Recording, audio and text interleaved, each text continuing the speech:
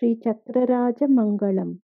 मङ्गलं चक्रराजाय महनीयगुणाब्धये पद्मनाभकराम्भोज परिष्काराय मङ्गलं काशीविप्लोषकाराय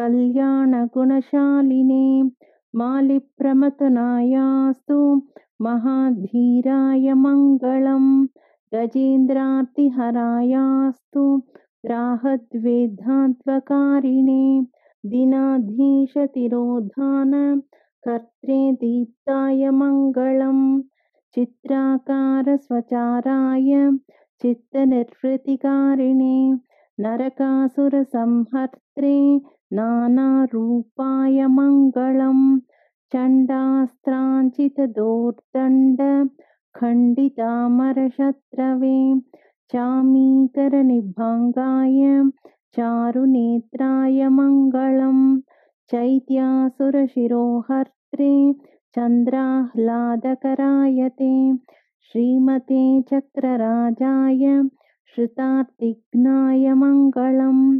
श्रीचक्रराजमङ्गलं समाप्तम्।